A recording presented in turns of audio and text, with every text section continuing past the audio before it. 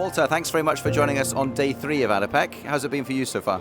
Yeah, good morning, Dan. It's been great. I'm glad to speak to you and OGV again, and kicked off this week with the OGV breakfast, which was absolutely brilliant. A great opportunity to have that conversation with the rest of the team there.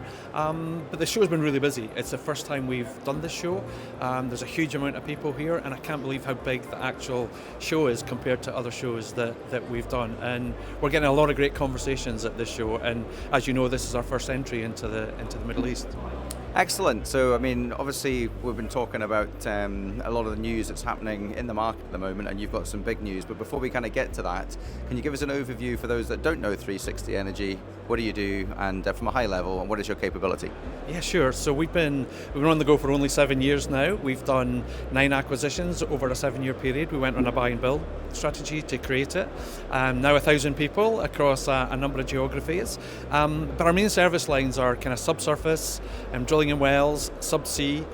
We do EPCC, we do O&M, and actually we produce products. And 70% of our business in oil and gas, and about 30% of our business in energy transition activities. Excellent. And on the news here, I mean, there's a reason that you're here at Adipec at the moment. Can you just elaborate for our audience on why that is and why that's so exciting? Yeah, sure. So we've just set up here in the UAE. This is us launching our UAE business, and we work across the UK, Norway. We do some stuff in the States, and we're in Southeast Asia. So we felt this was the best growing region for us to do our next geographical entry, and the opportunity ahead of us here is absolutely massive. We thoroughly believe that we can double the size of our business by being here in the UAE. Wow, and just on that, you've just released your kind of financials for the year. Kind of talk us through the highlights of that for us and what we can expect in the future.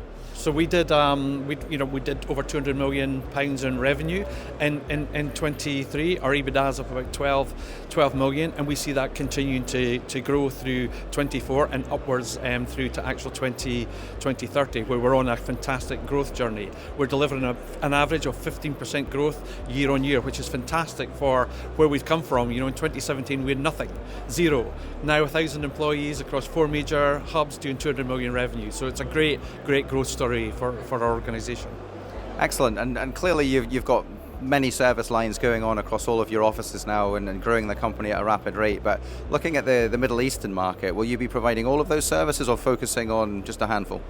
I think the main focus for the UAE market is going to be oil and gas. We've a fantastic life cycle, credibility, competency in place, and we feel this is a great region to grow that oil and gas competency. Doesn't mean we're not focused on the other regions, it's just that's what we believe will be the entry growth strategy for us here in the UAE. So we're really excited about that opportunity. Excellent. And my final question is, as always, is around future plans, and not just here, but globally. Now, what can we expect from 360 over the next 2 to 3 years? Probably a couple of more acquisitions. We've done a number of acquisitions to build on our competency, to give us that kind of foundation of competency in our business. But now we'll be looking at more acquisitions to support geographical entry. So potentially some here in the UAE, maybe Australia, and maybe do something more in the States to broaden our footprint. But we are looking for some fantastic growth between now and 2030. Excellent. Well, thank you very much for talking to us. We wish you all the best with your future plans, and have a great week.